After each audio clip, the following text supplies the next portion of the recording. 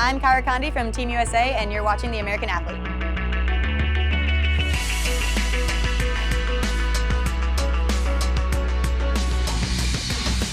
Kind of a big part of climbing is you are always falling. So just coming to terms with that and learning from it instead of getting frustrated is always really important. I'm Kyra Condie. I am an Olympic sport climber, and we're here at Center One watching the Pan American Olympic qualifying event. I remember my first national championship super well. It was when I was about 11 years old, and I remember just being terrified of the huge crowd, not really being able to figure out the climbs, and just trying my best to do as well as I could. But I remember really loving the feeling of climbing in front of like a big, excited crowd, and that's really what got me started in climbing, and especially competition climbing. When I was 12 years old, I actually had a 10 vertebrae spinal fusion. I had severe idiopathic scoliosis, so basically my body just grew crooked.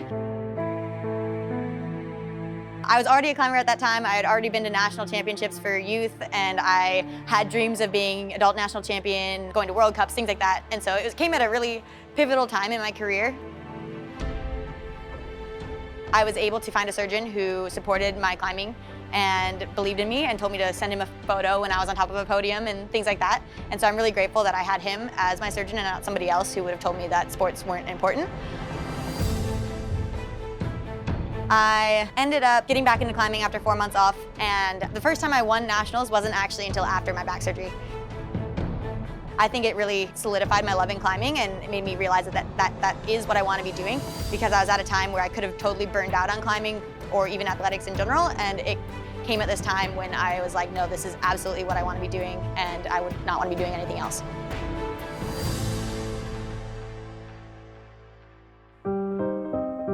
So there are 3 disciplines that make up sport climbing in the Olympics. There's bouldering, lead climbing, and speed climbing. Speed climbing is the most different from the other 2. The wall's always the same, and you get to practice it. You can do the same wall in Moscow as you can do in Chicago, and that's about how fast you do it.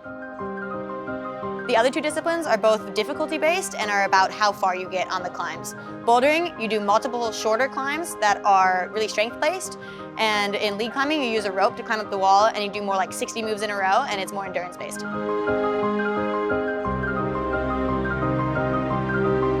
My personal favorite discipline is definitely bouldering. I think you get the most interesting movements in it, and it's really the most fun for me.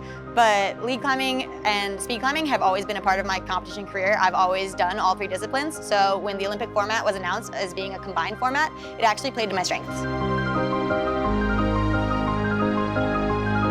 The pressure this year especially was super, super high. There was so much depending on so few events. It was really hard to deal with actually in a lot of ways. I talked to a sports psych for the first time ever, and she really helped me deal with that pressure and figure out ways of focusing on the task at hand and not thinking about what it means. You know, you don't want to be on the wall climbing thinking, maybe if I do this move, I'll make it to the Olympics. You instead want to be like, I'm gonna do this move.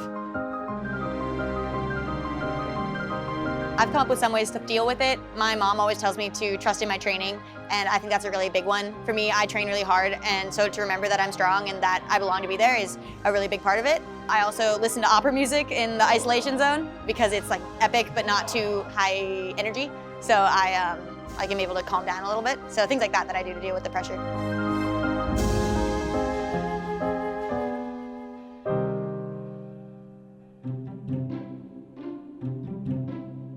Something that's really cool about climbing is that it is a lifestyle sport as well. If competition didn't exist, I would absolutely still be a climber. I would be climbing every day. It's, I think, something really unique to it, especially the community here. Some of my best friends live, all across the world, and the only time you get to see them is at these world events, and so that definitely keeps me coming back as well. And I love pushing myself and finding ways to do that, and this is a great way of doing that.